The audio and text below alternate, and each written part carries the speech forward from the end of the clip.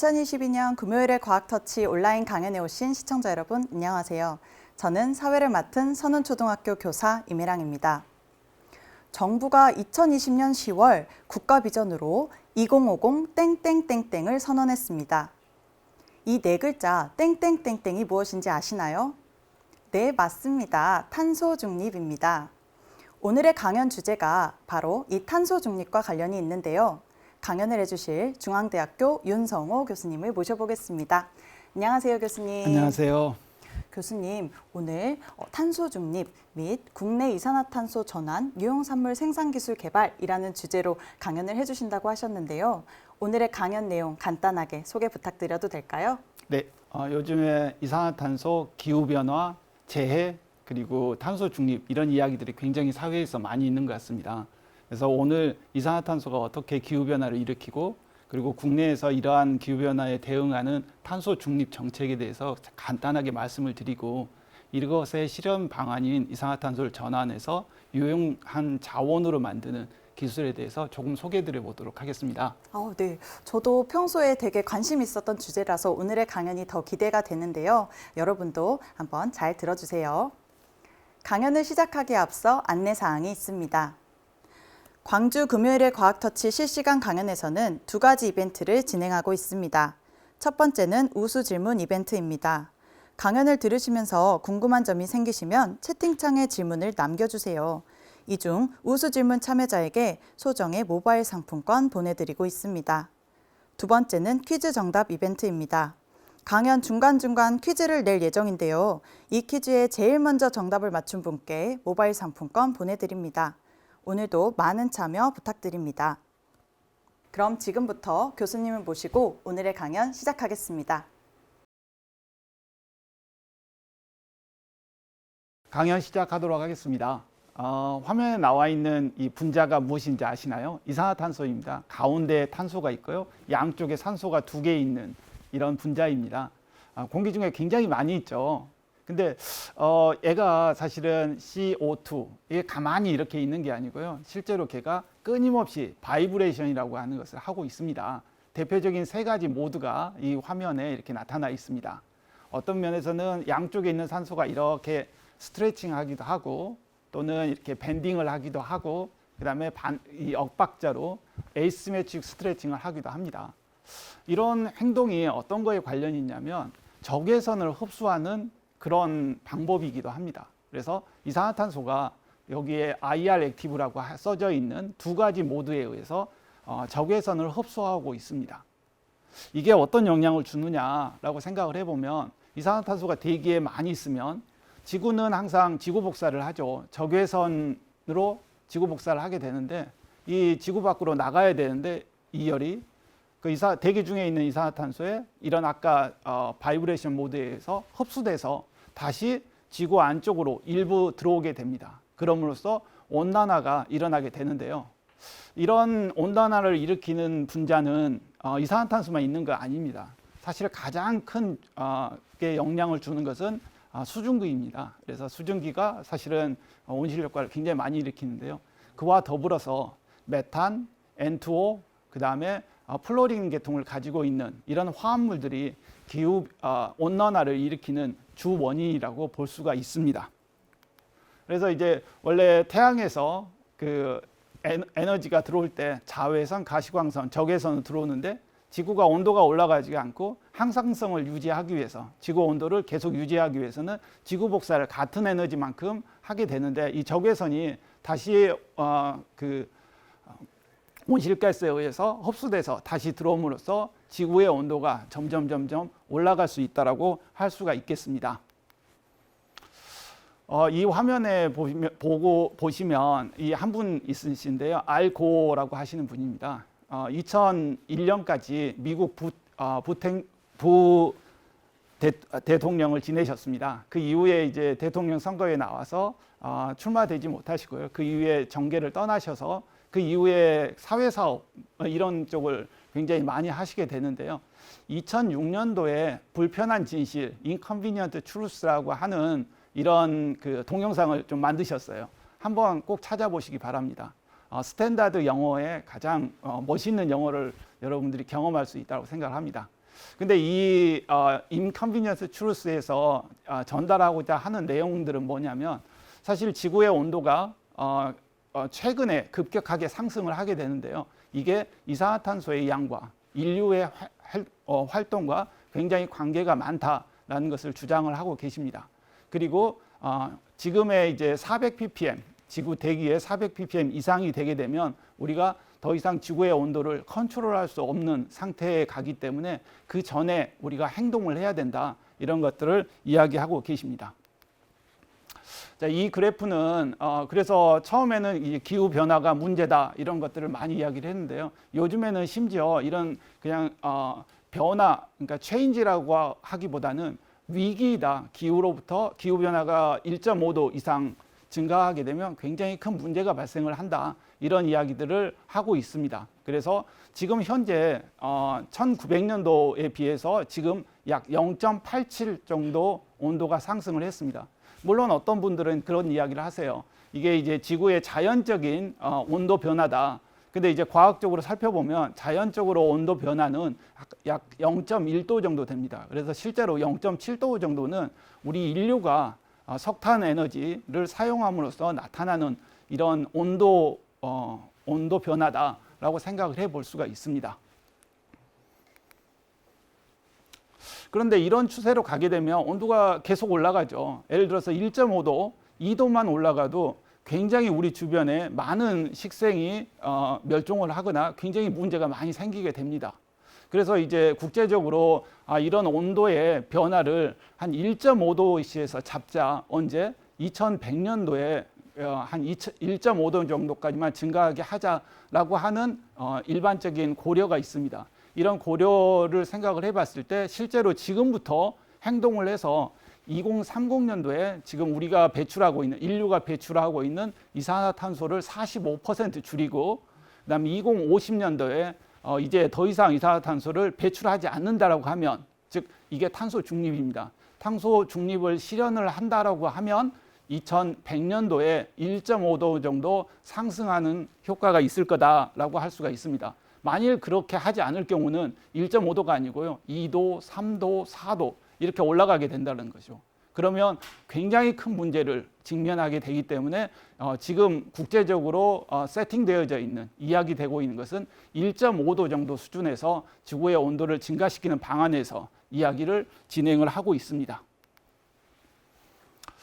그래서 여기 이 슬라이드에서 보면 1.5도와 2도 증가했을 때 나타나는 현상들을 쭉 보여주고 있습니다. 그래서 우리나라와 같은 경우는 일반적으로 전 지구의 온도가 한 1.5도 증가했다라고 하면 사실 육상에서는 이거의 2배 정도 증가하는 효과를 볼 수가 있습니다. 그래서 우리의 온도가 굉장히 많이 올라가게 되죠. 즉 북극에 있는 빙하가 다 녹기도 하고 그럼으로써 여러 가지 현상들이 나타나고 이제 어느 정도 지구 온난화가 진행되게 되면 대류가 없어지면서 여러 가지 현상들이 나타난다고 볼 수가 있습니다. 하여서 국제적으로는 한 1.5도 수준에서 지구의 온도를 유지하자, 산업화 활동을 하자 이런 이야기를 하고 있습니다. 그러면 1.5도를 유지시키기 위해서 즉 2050년도에는 이제 탄소 중립, 그러니까 탄소를 더 이상 배출하지 않고요. 2030년도에 45% 줄이고 심지어 온도를 더 떨어뜨리기 위해서는 이미 그 대기에 방출되었던 이산화탄소를 다시 어떻게 처리하는 방안에 대해서 이야기를 하고 있습니다. 이게 이제 CDR 사업이라고 해서 카본 다이옥시저네이스 리무브라고 해서 이산화탄소 제거라고 하는 그런 대응을 추진을 하고 있습니다. 자, 이것은 뭐냐면 대기 중에 있는 이산화탄소를 잡아서 식물한테 주고 그다음에 식물이 이게 성장을 하면 그걸 가지고 이제 태워서 에너지를 확보하는 거죠. 그 이후에 이산화탄소가 이제 다시 배출되는 것은 다시 포집을 해서 땅 속에 저장하는 이런 사업을 이야기를 하고 있습니다. 그래서 향후에는 이산화탄소 배출만을 억제하는 게 아니고 심지어 공기 중에 있는 과포화는 아니죠. 어느 정도 농도가 증가한 이산화탄소를 줄이는 방안에 대해서 많은 계획을 하고 있습니다. 또 이런 이산화탄소 지구 온도를 줄이는 방안으로서 생각되고 있는 방법 중에 하나가 솔라 레디에이션 매니지먼트라고 하는 게 있습니다. 즉 태양으로부터 오는 태양 에너지를 좀 줄이면 되기 때문에 대기권 밖에서 태양 복사 에너지를 반사한다든지 뭐 이런 것들을 또는 대기 중에 있는 구름을 많이 생성을 시켜서 태양 에너지가 들어오는 것을 좀 줄인다든지 이런 방법들도 이야기를 하고 있습니다. 하지만 이 방법은 굉장히 급진적이죠. 지구의 어느 부분에서 태양광이 안 들어오게 되면 큰 문제를 발생을 할 수도 있기 때문에 이건 좀 급진적으로서 과학적인 방법으로 고려되고 있지는 않습니다. 자, 이런 그 추세가 계속 추진이 되면서 국제적으로는 우리나라에서는 탄소 중립이라고 하는 것을 이야기를 했지만 사실은 국제적으로 1992년부터 굉장히 많은 활동들이 있었습니다. 그래서 국제기후 협의체라고 하는 IPCC에서 1992년도에 이미 탄생을 해서 그 이후에 보고서들이 굉장히 많이 보고가 되었습니다. 그리고 거기에 따른 국제적인 협약이 추진이 되고 이 진행이 되고 있다라고 볼 수가 있습니다. 2016년도에 파리 협정이 발효가 됐고요. 이게 이제 추진이 되고 있습니다. 요거에 대해서 조금씩 이야기를 드려보도록 하겠습니다. 예, 그 IPCC 보고서 총 5번이 이미 발표가 됐는데요. 1980년도, 1995년도, 2001년도, 2007년도, 2014년도에 각각 보고가 됐습니다. 그때마다 어떤 협약이 체결이 되고 의정서가 체결이 되어 왔었는데요. 1992년도에 처음으로 기후변화 협약이 체결이 되고 1997년도에 저희가 잘 알고 있는 도쿄 의정서가 체결이 됐습니다. 그 다음에 2015년도에 포스트 2020 파리 협정 신기후 체제라고 하는 이런 것들이 체결이 된 게 2015년입니다. 그 이후에 2022년도 올해의 6차 보고서가 나오는데요.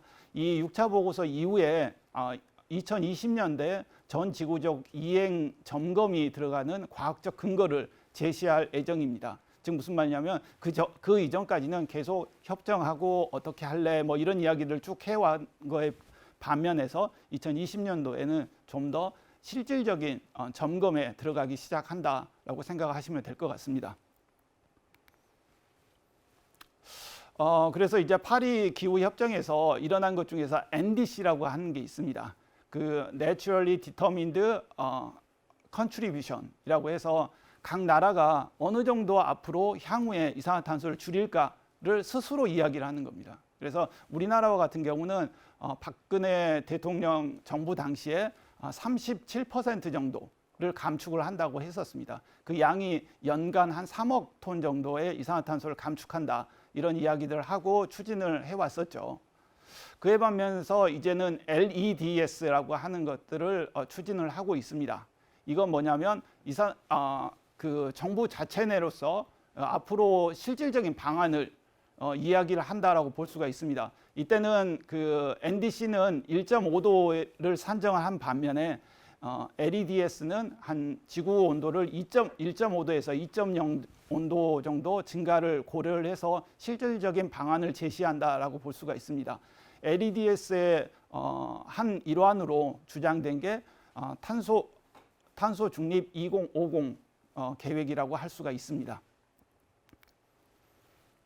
이런 탄소 중립 2020에 의하면 여기 지금의 현재의 모습과 2050년도의 미래 모습이 정부에서 제시한 내용들이 이 표에 이렇게 표현이 되어져 있습니다. 여기서 보고 있으면 사회 전 분야에서 모든 것들의 변화가 있다라고 볼 수가 있습니다. 하나의 대표적인 예로 내연기관 중심의 수송체계가 여기 수송체계에서 친환경차 중심의 생태조성 이렇게 잡혀져 있습니다. 이 말이 무슨 말씀이냐면 지금까지는 내연기관, 가솔린이나 경유 이런 내연기관으로 구동하는 자동차를 이용을 하였는데 앞으로는 수소차라든지 전기차 이런 방향으로 전환될 거라는 것을 주장을 하고 있습니다. 그래서 우리 사회에서 요즘 이야기하는 수소차, 전기차도 이 일환에서 추진이 된다라고 보시면 될 것 같습니다. 이렇게 탄소 중립을 주장을 하고 클레임을 하고 이제 추진이 되고 있는데요. 이런 것은 정책뿐만 아니고 경제적인 영향도 굉장히 주고 있다라고 볼 수가 있습니다. 대표적인 세 가지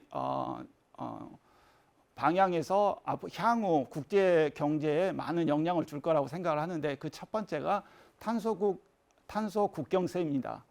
탄소 국경세라고 하는 것은 뭐냐면 이건 유럽에서 처음 이제 추진해서 올해 아마 추진이 시작이 될 거라고 생각을 하고 있습니다. 이건 무슨 말이냐면 후진국에서 어느 나라에서 어떤 제품을 수입을 했을 때 그 나라가 이산화탄소 배출을 하고 있다라 그러면 그거에 해당하는 세금을 수입하고 있는 나라에다가 제공을 해야 된다는 겁니다. 자, 이것은 무슨 이야기냐면 대부분의 선진국들은 탄소 배출에 대해서 많은 규제를 하고 있습니다. 그래서 이제 산업들이 탄소 배출의 규제가 없는 국가로 가서 제품을 생산을 하고 다시 수입을 하는 그런 체계가 일어나게 되는데요. 이런 것들은 굉장히 큰 문제를 유발을 합니다. 어떤 나라의 산업이 다른 데로 이동하거나 뭐 이런 것들, 그다음에 국제적인 이산화탄소에 대한 배출에 대한 공조가 있어야 되는데 이런 공조들을 다 흐트러뜨린다라는 문제점을 가지고 있습니다. 이런 것들을 극복하기 위해서 유럽에서는 이 탄소 국경세를 이제 도입을 하기 시작을 할 거라고 할 수가 있습니다. 그랬을 때 이제 EU, 미국, 중국에 우리나라가 내야 될 탄소 국경세는 엄청나다고 볼 수가 있습니다. 올해 한 6천억 정도로 생각을 하고 있고요. 앞으로 2030년도가 되면 한 1조에서 2조 정도로 증가할 거라고 생각을 하고 있습니다. 이런 것들이 이제 향후에 경제에 굉장히 큰 영향을 미칠 수 있다라고 볼 수가 있습니다. 다음으로 RE100라고 하는 그 체계가 있습니다. 조금 전에 말씀드렸던 것은 이제 정부 차원에서 추진되는 것에 비해서 개별 기업체에서 추진되고 있는 탄소에 대한 정책도 있습니다. 그게 이제 RE100인데요. 그 Renewable Energy 100%라는 이야기입니다. 그래서 대기업들이 국제적인 대기업들이 자기네가 사용하고 있는 에너지를 모두 다 신재생 에너지로 사용하겠다라고 하는 그런 거라고 볼 수가 있습니다. 그래서 지금 현재 전 세계적인 굉장히 큰 그룹들이 국제적인 그룹이 한 300개 정도가 가입되어 있다라고 볼 수가 있습니다. 우리나라는 아직은 없는 걸로 알고 있습니다. 근데 이제 우리나라에서는 이제 이것과 보조를 맞추기 위해서 산업부에서 KRE100라는 것을 올해 추진을 하고 있습니다. 그 내용에서 보면 이제 어떤 기업이 신재생 에너지, 즉 태양 에너지라든지 아니면 바이오매스라든지 뭐 이런 쪽에서 풍력, 조력 뭐 이런 것들에서 나오는 에너지를 이용을 할 경우 RE100를 그러니까 KRE100라는 것을 적용을 해주겠다라는 내용입니다. 현재 국내 SK 그룹들 8개사가 가입 신청을 하고 있는 상태입니다. 근데 이게 어떤 영향을 앞으로 향후에 경제에 어떤 영향을 줄 것이냐라고 하면 다음과 같은데 영향을 준다고 볼 수가 있습니다. 즉 애플이나 BMW가 지금 RE100에 회원사로 가입되어 있는데 이 애플이나 BMW 뭐 이런 회사에 예를 들어서 배터리를 수출하겠다라고 하면 이런 기업들이 요즘에 요구를 하고 있다는 거죠.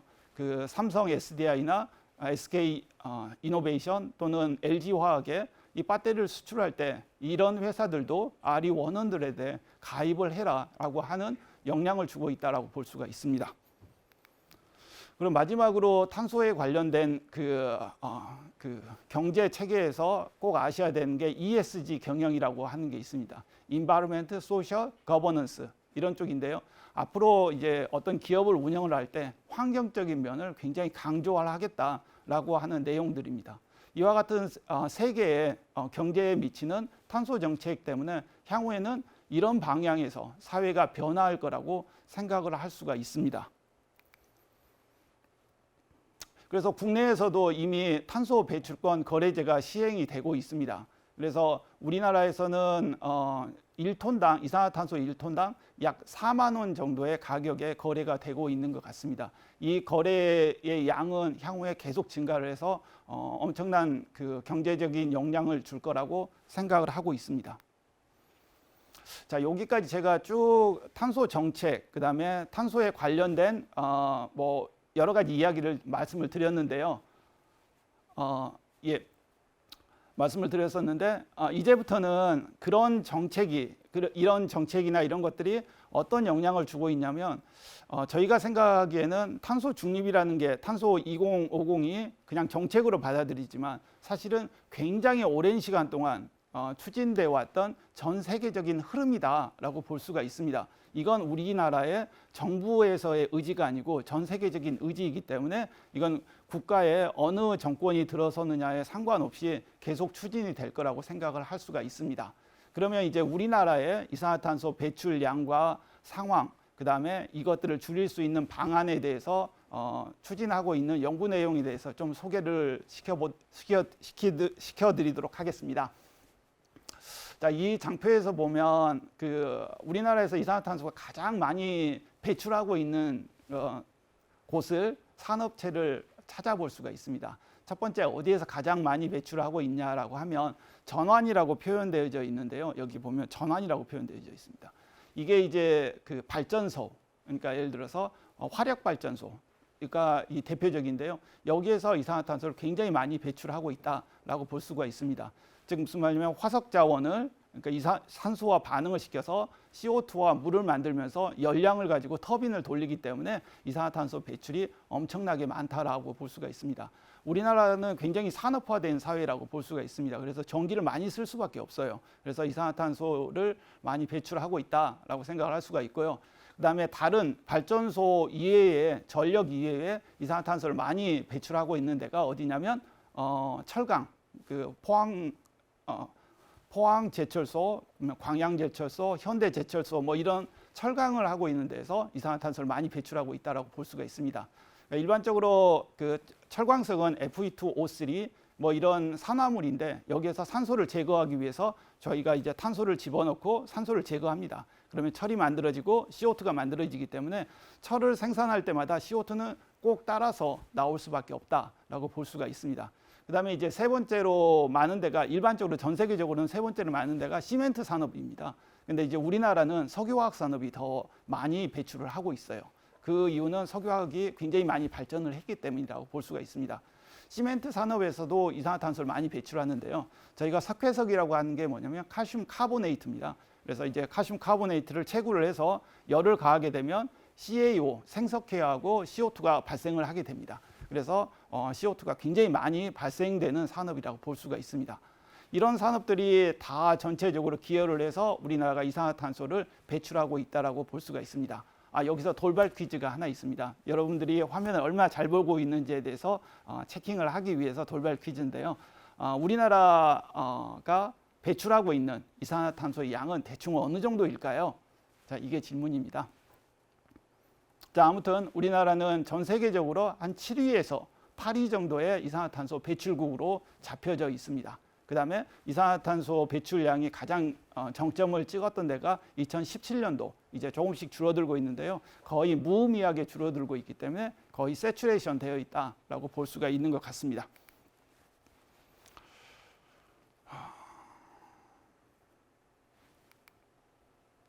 그래서 이제 한국판 뉴딜이라고 하는 것들이 작년도에 이제 제안이 됐는데요. 이제 앞으로 향후에 탄소 중립을 이루기 위해서 국가가 어떻게 변화되어야 되는지에 대한 이야기들을 그 정부에서 브리핑하고 있다라고 볼 수가 있습니다.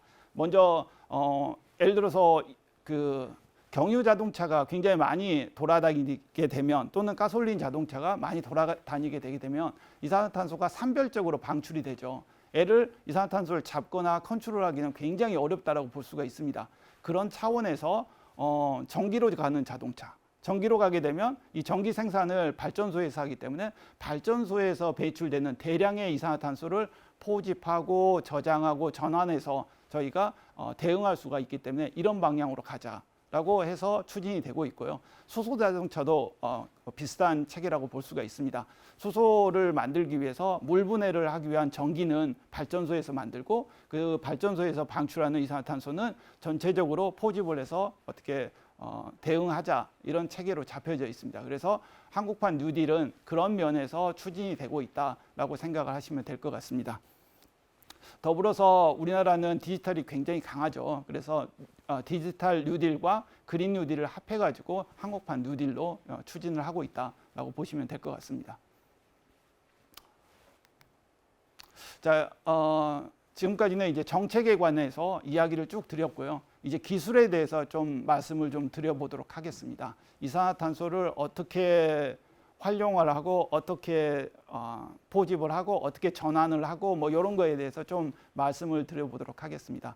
자, 이 그림은 전체적으로 탄소 선순환 핵심 기술이라고 해서 저희가 이 산업사회가 탄소의 중립을 이루기 위한 선순환 사이클을 보여주고 있다라고 볼 수가 있습니다. 여기서 보고 있으면 가장 축 중에 하나가 발전소입니다. 발전소에서 배출되는 이산화탄소를 다 잡자. 그 다음에 걔를 어떻게 활용을 하자. 이런 것으로 잡혀 있다라고 볼 수가 있습니다. 이제 그거에 대한 내용들을 좀 이야기를 말씀을 드려보도록 하겠습니다. 이제 여기가 조금 시간이 좀 걸리기 때문에 그 앞부분은 제가 굉장히 빨리 이야기를 하면서 진행해 왔습니다. 먼저 이제 화력발전소, 여전히 우리나라는 한 50% 이상의 전력을, 그 정도의 전력을 화력발전에 의존을 하고 있습니다. 즉 화력발전소가 돌아가면 이산화탄소가 굉장히 많이 방출이 되게 되죠.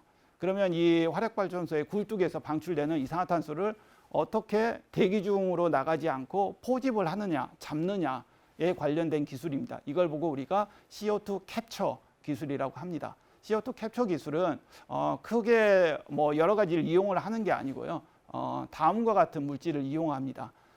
모노에탄올 아민이라고 해서 이제 아민 종류죠. 여러분들이 그 생선의 비린내, 그다음에 암모니아 뭐 이런 것들이 아민이라고 하는 거에서 나는 냄새라고 볼 수가 있습니다. 걔하고 좀 친구라고 볼 수가 있어요. 물에도 굉장히 잘 녹는 애라고 볼 수가 있습니다.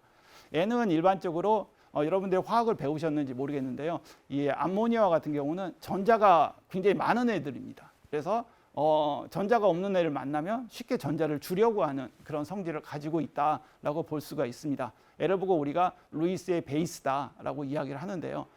이산화탄소 같은 경우는 양쪽에 산소가 있습니다. 그리고 가운데 탄소가 있는데요. 양쪽에 산소가 있는 경우는 산소가 좀 더 전자를 좋아하기 때문에 당기게 됩니다. 그러면 가운데 있는 탄소는 전자가 별로 없게 되게 됩니다. 그래서 이 아민과 이산화탄소가 만나면 서로 결합을 하게 됩니다. 왜냐하면 아민은 전자가 많으니까 주려고 하고 이산화탄소에 탄소는 전자가 없기 때문에 받으려고 합니다. 그래서 카바메이트라고 하는 이런 화학종이 형성이 되게 됩니다. 이렇게 형성이 되면 N은 카바메이트에 잡힌다라고 보는 거죠. 근데 이 케미스트리가 굉장히 재밌는 게요. 이렇게 잡혀져 있는 CO2가 다시 열을 가하면 반대로 갑니다. 그래서 CO2 더하기 다시 아민으로 만들어지게 됩니다. 이 기본적인 반응을 이용을 해서 이산화탄소를 잡게 되는데요. 다음과 같은 방법으로 잡습니다. 이제 플루가스라고 하는 게 이제 화력발전소에서 이렇게 뿜어 나오는 산소와 질소와 이산화탄소가 포함되어 있는 가스를 보고 우리가 플루가스라고 합니다. 얘가 이렇게 나가면 이제 업솔버라고 표현되어 있는 흡수탑입니다. 여기 위에서 한 20m 정도 높이 위에서 이 모노에탄올 아민을 쫙 이렇게 분무를 해주게 됩니다. 그러면 이제 떨어지면서 반응이 산소하고는 반응을 안 하고 질소하고도 반응 안 하기 때문에 걔네들은 산소와 질소는 위로 날아가고요. 그 다음에 그 이산화탄소만 이 아민과 결합을 해서 아래로 업솔버의 아래로 떨어지게 됩니다. 그러면 이 부분을 돌려서 이제 스트리퍼라고 하는 부분으로 탈거탑이라고 하는 그쪽으로 보내게 됩니다. 그러면 이제 그 탈거탑에서 이제 열을 가하게 되면 아민이 다시 만들어지고 이산화탄소가 나오게 됩니다. 그러면 이 만들어진 이산화탄소는 이제 분리된 이산화탄소죠. 순수한 이산화탄소가 나오고 그다음에 아까 모노에탄올 아민이라고 해서 만들어진 것은 다시 흡수탑으로 돌리게 됩니다. 이런 사이클을 계속 돌리면서 모노에탄올 아민이 이산화탄소를 잡아서 분리하는 그런 역할을 하게 된다라고 볼 수가 있습니다. 이걸 보고 액상으로 액상 흡수제를 이용한 이산화탄소 포집이라고 합니다. 실제로 발전소에 이런 기술들을 적용을 해서 요즘에 발전소를 짓고 있습니다. 근데 여기 이렇게 그냥 돌리기만 하면 되느냐? 이 모터를 돌릴 때도 전기가 듭니다. 그 다음에 탑의 높이에서 뭘 뿌려줄 때도 에너지가 들고요. 그 다음에 스트리퍼 탈기탑에서 열을 가할 때도 이 열도 전기가 듭니다. 그래서 결론적으로는 경제성의 문제라고 볼 수가 있습니다. 그래서 실제로 이산화탄소를 1톤 포집을 할 때 어느 정도의 가격이 드느냐가 굉장히 중요하다고 볼 수가 있습니다.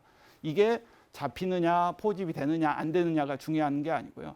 얼마의 가격에 우리가 포집을 할 수 있느냐가 굉장히 중요합니다. 저희가 이런 것을 시작을 할 때 2010년 이전에 이미 시작을 했었는데요. 그때는 한 1톤당 한 12달러면 어떻게 할 수 있겠다라고 생각을 했었는데 그게 이제 점점 시간이 가면 갈수록 줄어들어야 되는데 기술 발전에 의해서 실제로는 점점 올라갔습니다. 왜 그러냐면 그 2010년 당시에 너무 과학에 대해서 그러니까 과대평가했다는 거죠. 그래서 결론적으로는 지금은 한 50달러, 중국에서도 한 50달러 이 정도까지 올라가 있는 상태라고 할 수가 있습니다. 그래서 이 50달러가 말이 50달러지 굉장히 큰 비용이라고 볼 수가 있습니다. 발전을 할 때마다 전기를 쓸 때마다 이 가격을 지불해야 되기 때문에 전기세가 엄청 올라갈 수밖에 없는 거죠. 그래서 굉장히 중요한 기술이지만 경제성이 발생을 하는 기술이다라고 볼 수가 있습니다. 아무튼 이렇게 이제 이산화탄소를 캡처를 하고 근데 이제 그 조금 전에 말씀드렸던 액상으로 이렇게 잡는 방법만 있느냐 그렇지 않습니다. 여러 가지 다른 방법이 있습니다. 분리막이라고 하는 막을 이용을 해서 하는 방법도 있습니다. 막은 농도차를 이용을 해서 이게 분리를 하게 되는데요. 여기도 역시 전기가 들어갑니다. 그래서 여기도 비용이 발생을 하고요.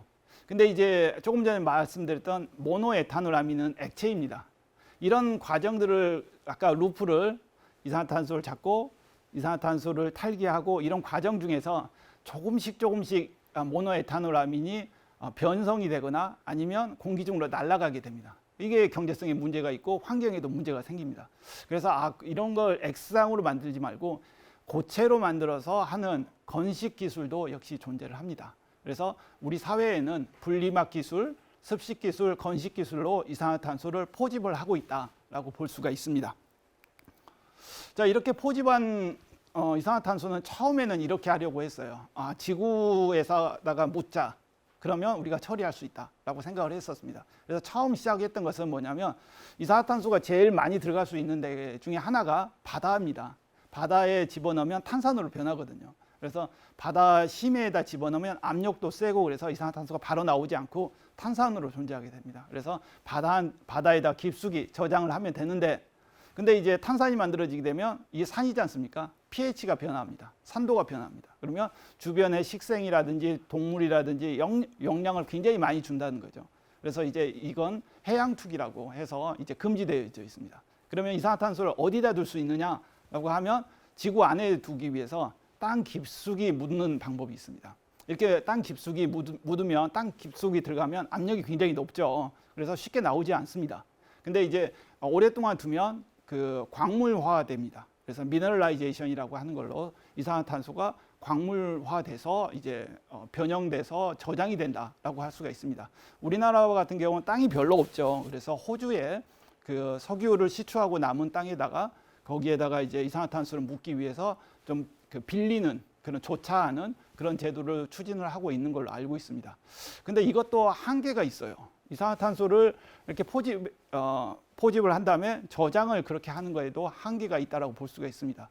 마지막 솔루션은 뭐냐면 그러면 이산화탄소를 그래도 탄소 자원이기 때문에 우리가 유용한 물질로 전환하는 기술을 만들면 우리가 이산화탄소를 처리할 수 있다라고 볼 수가 있습니다. 그 대표적인 기술이 이미 자연에서 하고 있는데요. 광합성이 그 대표적인 기술이라고 할 수가 있습니다. 이산화탄소와 태양 에너지를 합해서 녹말이라든지 뭐 이런 그 자원으로 바꾸는 그게 이제 그 광합성이라고 볼 수가 있습니다. 그래서 지구가 그런 것들을 추진을 하고 있는데요. 더불어서 이제 화학이나 바이오에서 이런 비슷한 일들을 하려고 하고 있습니다. 그래서 여러분들 아마 몇 년 전에 그 광고 나갔었는데 SK 이노베이션에서 이산화탄소 왜 자원화 안 돼? 하면서 이제 탁자도 만들고 뭐 이런 것들을 홍보한 적이 있을 겁니다. 이와 같이 이산화탄소를 가지고 생분해성 고분자를 만들어서 이렇게 전환을 하려고 하는 그런 기술도 존재를 하고요. 이산화탄소를 가지고 또 뭘 만들 수가 있냐면 메탄올이라든지 그다음에 포름알데하이드, 폴믹액시드 이런 것들을 만들 수가 있습니다. 여러분 생각하기에 그것들 다 이상한 것들인데요 라고 할 수가 있는데요. 화학산업은 요 3개 정도를 가지고 있으면 다른 것들도 다 만들 수가 있습니다.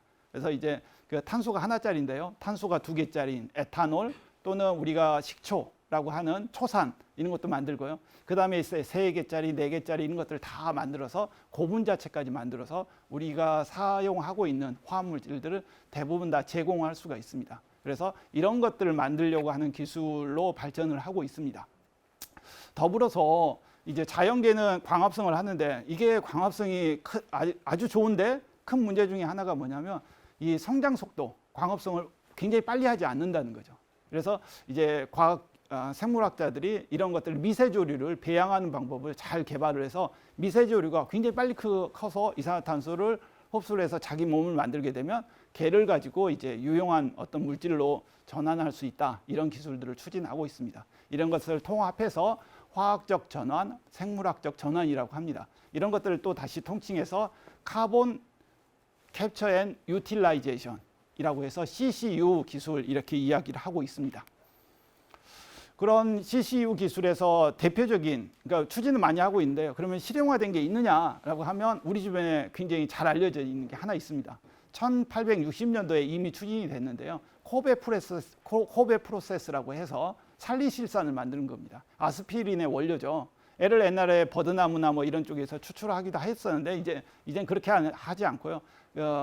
페놀에다가 저희가 CO2를 넣어서 이런 살리실산을 만들고 있습니다. 이게 대표적인 이산화탄소를 이용을 해서 우리 주변에 사용할 수 있는 유용 자원을 만드는 기술이라고 볼 수가 있습니다. 더불어서 이런 기술이 저희가 아스피린을 먹으면 얼마나 먹겠어요? 그러니까 우리나라만 해도 1년에 3억 톤 이상을 줄여야 되는데 그러면 그 양이 충족되지 못하죠. 그래서 더불어서 여러 가지 반응에 의해서 유용한 자원을 만들려고 하는 노력들이 있습니다. 이런 것 여러분이 지금 보고 있는 표는 이런 화학 반응들을 종합해 놓은 거라고 볼 수가 있습니다. 메탄올도 만들고요, 포름알데하이드, 포름산, 그 다음에 이제 살리실산, 그리고 이제 유레아라고 하는 이런 것들도 만든다라고 볼 수가 있습니다. 이런 것들이 이제 화학적 전환이다. 그리고 많은 과학자들이 이 분야에서 연구를 계속 추진하고 있다라고 생각해 보실 수 있을 것 같습니다. 자, 이제 벌써 마지막 슬라이드에 저희가 왔는데요. 여기서 이제 제가 보여드리고자 하는 것은 뭐냐면 요즘에 또 하나의 이슈 중에 하나가 환경적인 이슈가 폐플라스틱 이슈가 있습니다. 그래서 이 폐플라스틱 이슈와 사실은 이산화탄소, 기후변화도 사실은 연관관계를 많이 가지고 있는데요. 그래서 요즘에 이제 지구가, 우리 사회가 겪고 있는 환경적인 이슈 중에서 하나가 물에 대한 이슈, 그 다음에 온실가스에 대한 이슈, 그 다음에 폐플라스틱에 대한 이슈, 그 다음에 미세먼지에 대한 이슈, 이런 것들이 있다라고 볼 수가 있습니다. 제가 오늘 이 강연을 하면서 사실은 과학적인 그 깊은 내용들은 많이 이야기를 하지 않았었는데요. 제가 오늘 이 강연을 통해서 여러분한테 전달드리고 싶은 내용들은 뭐냐면 이런 사회적 변화는 저희가 멈출 수 없는 방향으로 갈 수가 있고 그리고 여기에 따라서 경제도 변할 거고 이 경제가 변한다는 것은 여러분들이 향후에 추진하는 또는 종사하고 있는 직군들이 변한다는 겁니다. 그래서 바랐기에 환경 쪽에서 많이 연구해 주기를 바라는 말씀을 전하면서 오늘의 강연을 마치도록 하겠습니다.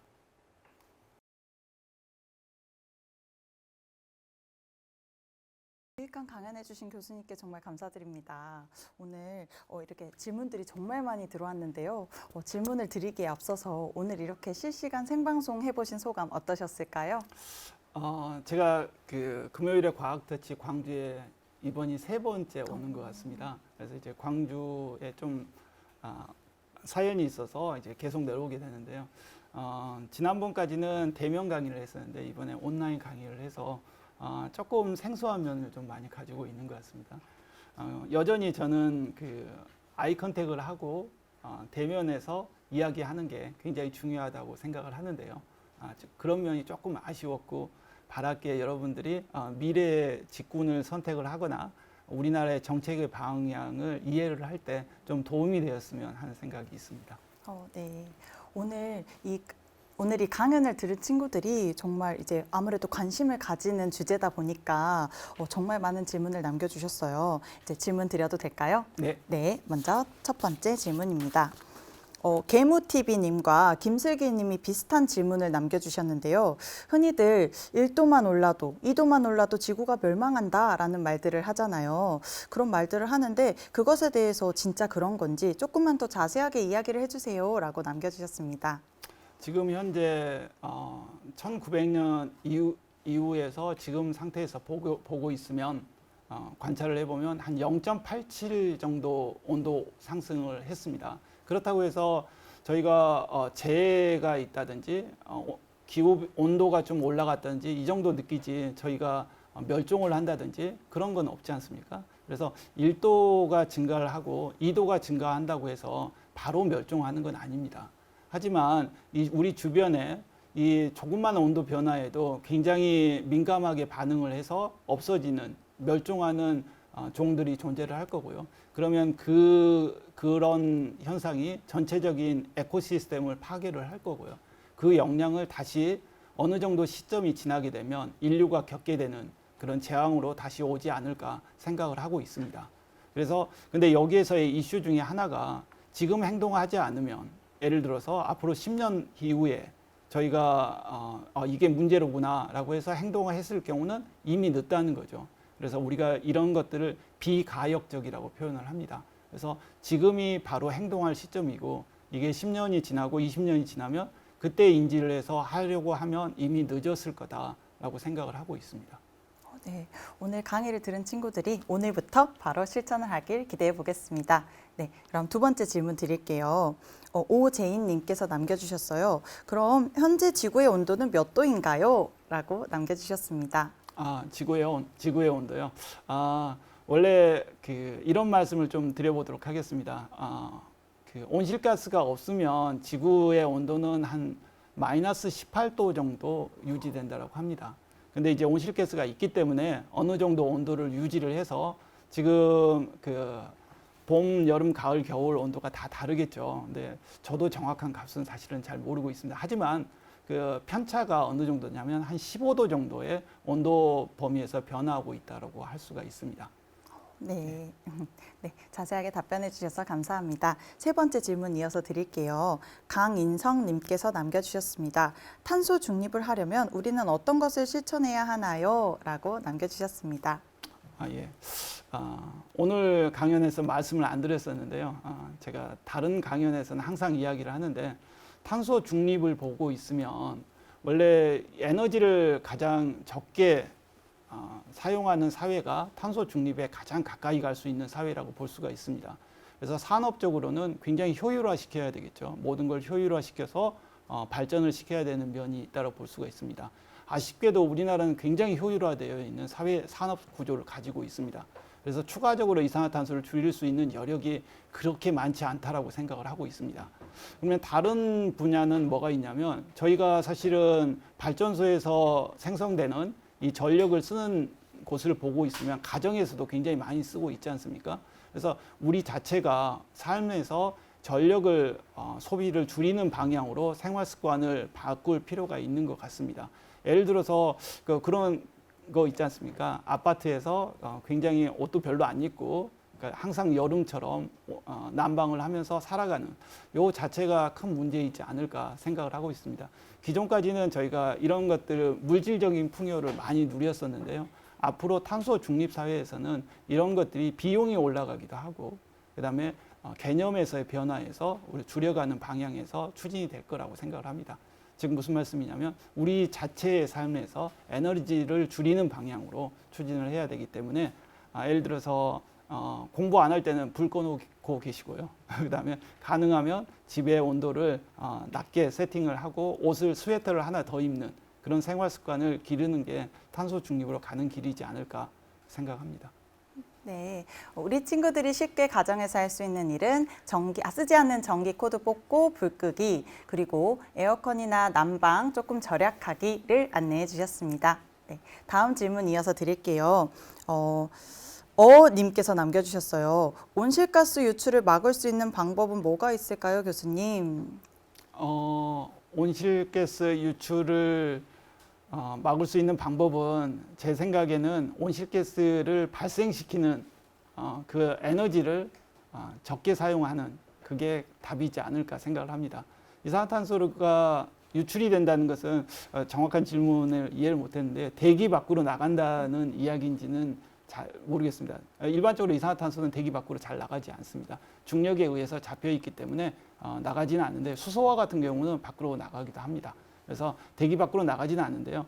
이런 이산화탄소가 우리가 쓰고 낳은 이산화탄소가 대기로 가면 이 농도가 높아져서 온실 효과를 일으킨다는 문제가 있습니다. 그래서 유출은 뭐 일어나는 건데요. 유출을 줄이는 방향이 중요하지 않을까 생각을 합니다. 네, 그러면 온실가스를 최대한 이제 발생시키지 않도록 노력하자라는 말씀 해주셨습니다. 다음 질문 이어서 드릴게요. 수리님께서 남겨주셨어요. 협정을 어기는 나라는 혹시 따로 벌금이 있나요? 라고 남겨주셨는데 이제 그 이후에 답을 조금 해주시긴 하셨는데 그 설명해 주시기 전에 나온 질문이라서 혹시 조금만 더 자세하게 답변 부탁드립니다. 지금까지는 협정이 대부분 다 intended라고 해서 자발적인 감축 목표를 잡아서 그 클레임을 하고 그 국가적으로 선포를 하고 그거의 실행 방안을 추진하는 이런 체계로 잡혀져 있습니다. 그런데 저희가 다 기억하듯이 미국의 트럼프 정권이 들어서면서 지구 온난화는 거짓말이다라고 해서 추진을 안 한 적이 있었죠. 그때 이제 전 세계적으로 지탄을 받기도 했지만 그러면 강제적인 무엇을 받았느냐 그런 건 없었던 것 같습니다. 근데 이제는 좀 달라지는 체계인 것 같습니다. 아까 제가 말씀을 드렸듯이 세 가지 제도가 있습니다. 탄소 국경세, 그다음에 RE100, 그다음에 탄소 배출권 거래제 뭐 이런 것들 이런 거에 의해서 이제는 강제적으로 할 수밖에 없는 상황이 되지 않을까 생각을 하고 있습니다. 따라서 산업사회도 여기에 맞춰서 변화할 거라고 생각을 하고 있습니다. 네, 그러면 관련 있는 질문 이어서 바로 드릴게요. 정재성님께서 남겨주셨어요. RE100이 무엇이고 이게 정말 가능할까요? 조금 교수님의 설명을 좀 자세하게 듣고 싶다고 다시 한번 질문 요청을 했습니다. 네, RE100은 Renewable Energy 100라는 거죠. 그 어느 회사에서 사용하고 있는 그 전기를 모두 다 신재생 에너지로 사용하겠다. 즉 신재생 에너지인 태양광에서 나오는 생산되는 전력, 또는 수력으로 만들어지는 전력, 그다음에 바이오매스, 그러니까 폐바이오매스로 만들어지는 전력, 뭐 이런 것들을 포함한 신재생 에너지를 이용하는 그 회사에서 사용하는 전력을 신재생으로만 이용을 하겠다라고 하는 회사들의 모임이라고 볼 수가 있습니다. 예. 근데 이제 이런 회사들이 자기들만 하면 상관이 없는데 그 주변에 그 회사에 어떤 물품을 납품을 하는 회사한테 똑같은 기준을 적용을 해달라고 하는 거죠. 이럴 경우 이제 안 하겠다라고 하면 물품을 팔 수가 없는 거죠. 그래서 예를 들어서 LG화학이라든지 아까 SK이노베이션이라든지 이런 데서 이제 배터리를 BMW에다가 납품을 해야 되는데 LG화학에서 신재생 에너지를 사용하는 전력을 100% 쓰지 않으면 앞으로는 납품을 못 하게 되는 거죠. 그러면 이제 산업적인 큰 영향을 줄 수 있다. 즉 기업체들이 앞으로는 신재생 에너지를 쓸 수밖에 없다라고 볼 수가 있습니다. 따라서 우리나라에서도 산업부에서도 이 정책에 발맞춰서 한국형 RE100를 추진을 해서 기업체들이 그러면 우리나라에서 태양광으로서 만들어지는 전력을 사용할 수 있는 그런 체계를 만들어가고 있다라고 볼 수가 있습니다. 올해부터 시행하는 걸로 알고 있습니다. 네, 얼른 우리나라도 이렇게 친환경 에너지를 많이 쓰는 그런 기업들이 많아지면 좋을 것 같습니다. 네, 다음 질문 이어서 드리겠습니다. 아까 소개해 주신 세 가지 중에 또 다른 거 한 개인데요. 김슬기 님께서 탄소 배출 과세의 뜻에 대해서 조금만 더 자세하게 설명해 주세요 라고 남겨주셨어요. 예, 탄소 배출 국경세. 네, 맞습니다. 예, 국경세를 이야기하시는 거죠. EU에서 먼저 시작을 했는데요. 여기서 보면 이제 예를 들어서 EU에 어떤 독일이라고 하는 나라가 있으면 그 나라에서 이제 어떤 물건을 자동차가 있다라고 하면 자동차를 수입을 하게 될 거라고 볼 수가 있습니다. 많이 만들긴 하겠지만 수입을 할 때 만일에 이제 예를 들어서 아시아의 굉장히 저개발 국가 중에서 탄소세를 낸다든지 탄소의 배출에 관련돼서 별로 규제가 없는 환경에 규제가 없는 나라에서 생산을 할 때 생산 비용이 굉장히 낮게 됩니다. 그러면 그 낮은 생산 비용 때문에 독일에 있는 회사들이 독일 자체 내에서 자동차를 생산하는 게 아니고 아시아권에 있는 그런 나라에 가서 생산을 한 이후에 그 자동차를 다시 수입을 해서 팔게 된다는 거죠. 그러면 기업에서는 막대한 이익을 창출할 수가 있게 됩니다. 근데 이걸 곰곰이 생각을 해보면 두 가지 문제가 있습니다. 첫 번째는 조금 전에 예를 들었던 이 독일에 있는 산업들이 다 밖으로 나간다는 거죠. 그 자국에 있지 않고 밖으로 나가서 결론적으로 기술 개발을 해도 다 밖으로 나가서 큰 문제가 되고 자국 산업 자체의 문제가 되고 전체적으로 지구 전체적으로 보면 이산화탄소 배출량에 대해서 같이 협력하고 대응해 가야 되는데 이런 체계를 완전히 무너뜨릴 수가 있다는 거죠. 그래서 이제 각 나라마다 그 산업이 배출하는 이산화탄소 양들을 정하게 되고 그 이산화탄소 배출이 많은 그 나라에서는 이 배출이 적은 나라로 어떤 물건을 수출할 때 관세를 내야 된다는 거죠. 그런 제도라고 볼 수가 있습니다. 네, 이렇게 자세하게 설명을 해주셔서 아마 이 질문을 남긴 친구가 이해가 잘 됐을 것 같습니다. 네, 다음 질문 이어서 드릴게요. 진건우님께서 남겨주셨어요.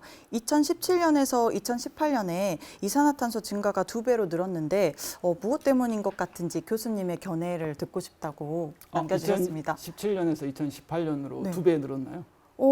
아마 이제 그 강연 중에 제가 보고 2배 늘었다고 말씀드렸나요? 그러면은 친구가 죄송합니다. 잘못 얘기했을까요? 2017년도에서 2018년도 이산화탄소 배출량 감소했습니다.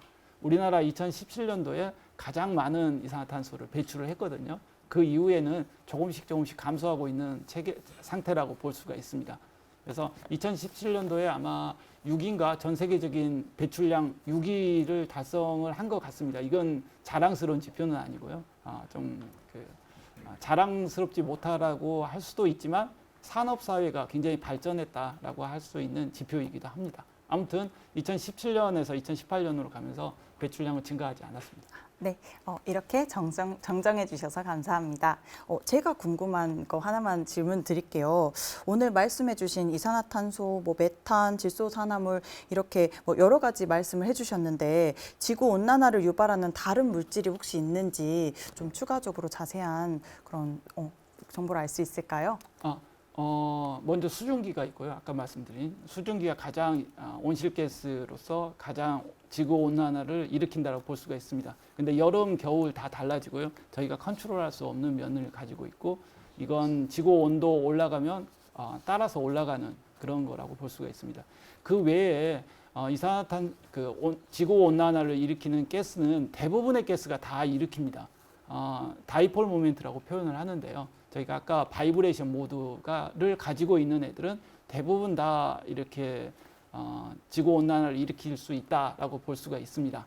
그래서 산소와 같은 애는 지구 온난화 일으키지 않고요.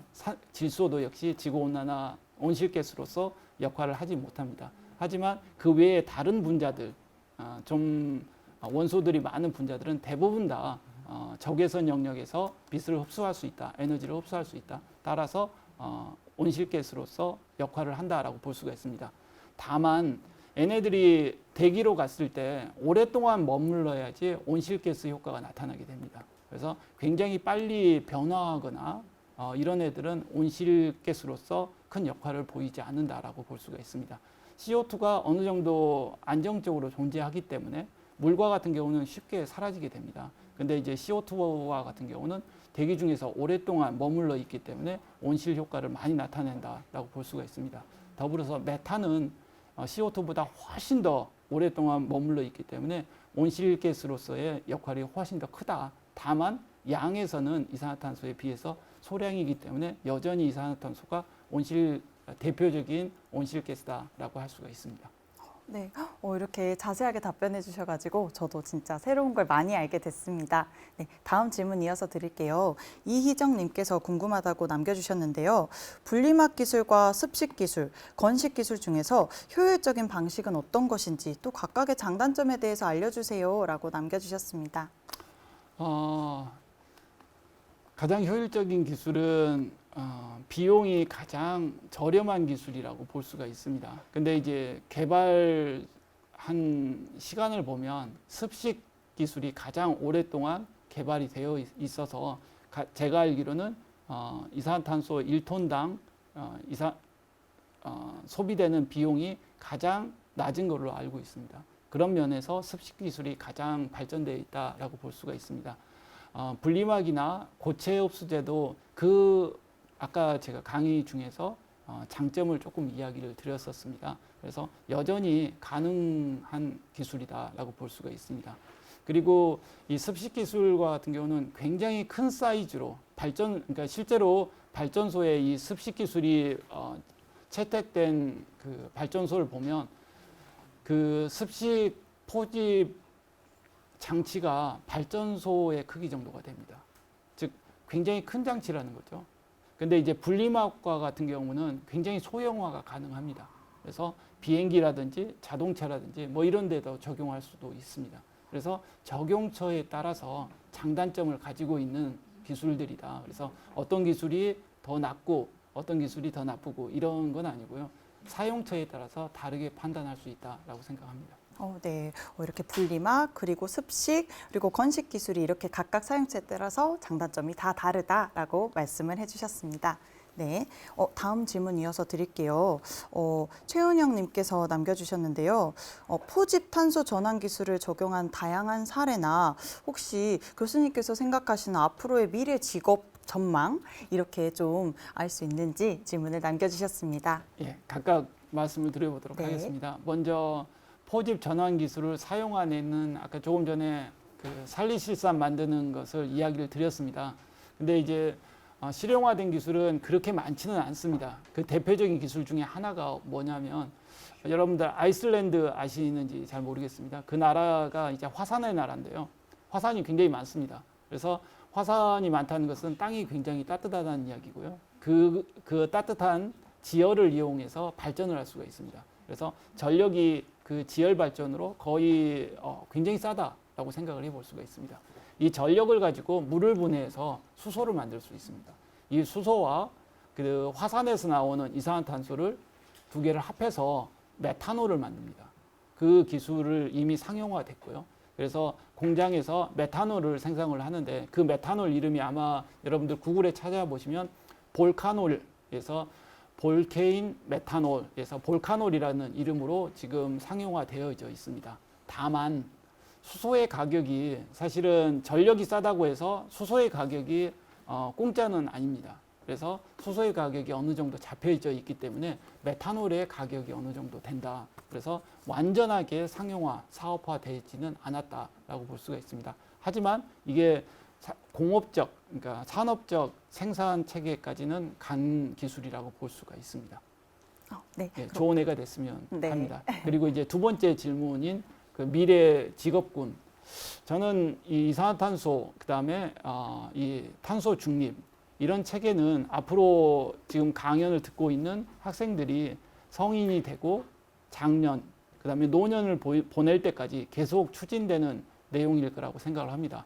더불어서 산업사회도 이에 맞춰서 변화할 거라고 생각을 합니다. 그래서 지금 그 이산화탄소, 그러니까 환경에 대한 그런 것들이 앞으로 점점 더 커질 거다라고 생각을 합니다. 그래서 환경의 직군들이 앞으로 유망하지 않을까 생각을 하고 있습니다. 네, 환경과 관련된 직군 저 또한 많이 기대가 됩니다. 네, 다음 질문 이어서 드릴게요.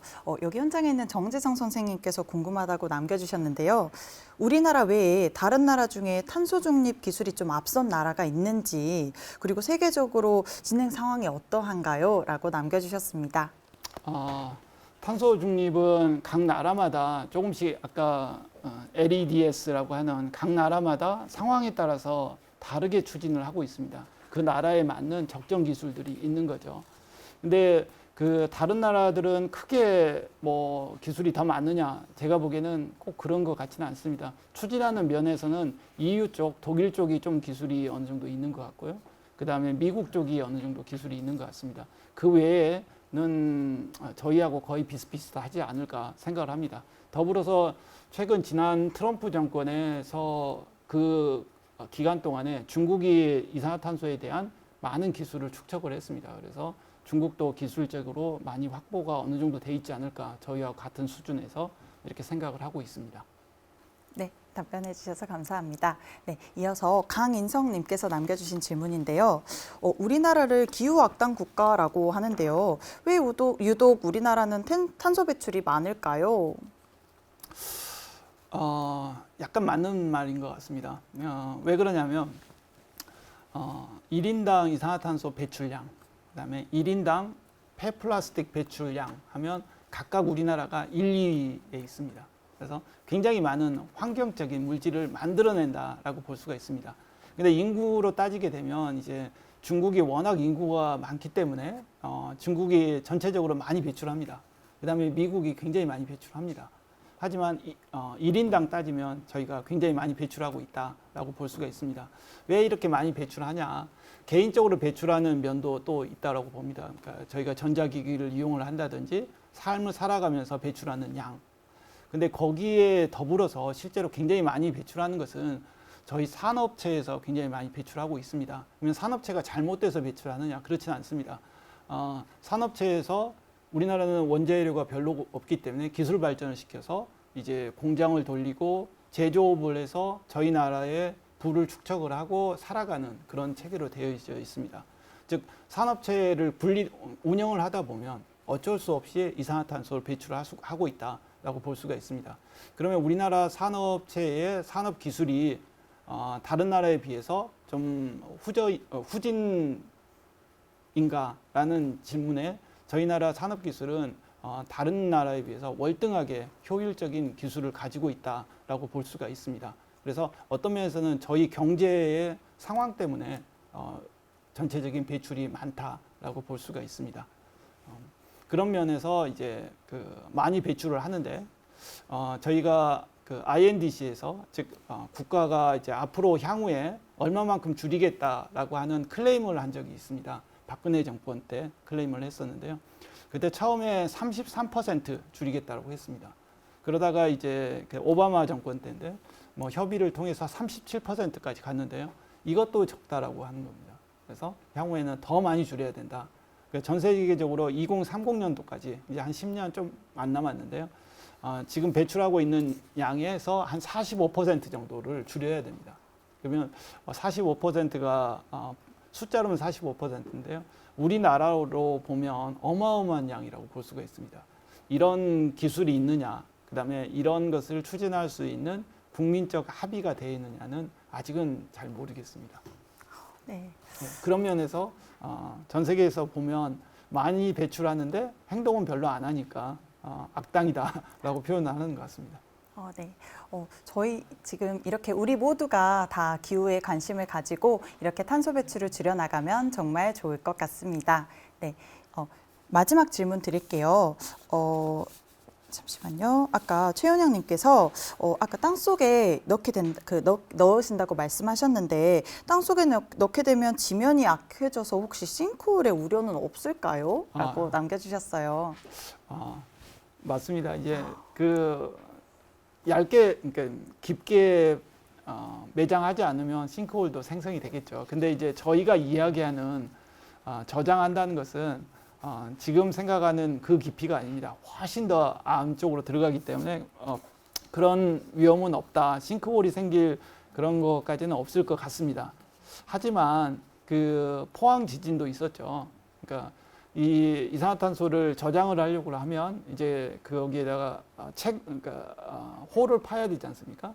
그런 과정 중에서 지각을 교란을 할 수도 있습니다. 그래서 여러 가지 현상이 일어날 수도 있고요. 그 다음에 또 하나가 문제가 뭐냐면 이렇게 저장되어져 있는 저장을 한 이후에 한 굉장히 오랜 시간이 가면 광물화가 될 텐데요. 그 전에 지진이 난다라고 하게 되면 그 저장소 자체가 흔들리게 됩니다. 그러면 이산화탄소가 밖으로 나오겠죠. 근데 이산화탄소는 여러분이 잘 아시겠지만 산업체에서 불을 끄는 데 사용되는 물질입니다. 즉 산소를 차단을 하게 되죠.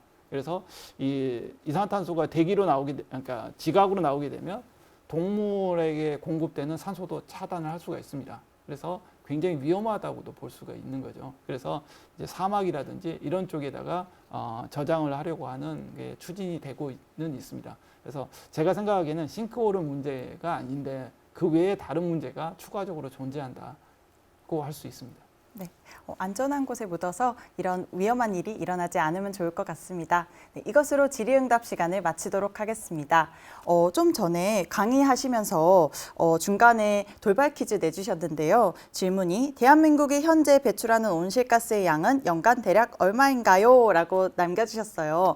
이에 수문은영님께서 맞춰주셨는데요. 정답이 뭐였죠, 교수님? 약 3억 톤 정도를 배출하고, 죄송합니다. 7억 2천 톤 정도를 네. 배출하고 있습니다. 그 중에서 이제 저감해야 되는 게 3억 톤 정도를 저감을 해야 됩니다. 네, 맞습니다.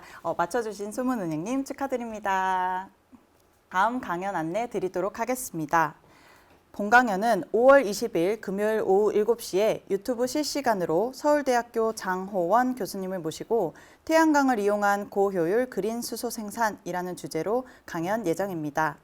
도입 강연은 전남대학교 사범대학 부설중학교 김영광 선생님께서 손동작을 인식하는 인공지능 로봇이라는 주제로 강연을 녹화하여 추후에 업로드될 예정입니다. 많은 시청 부탁드립니다.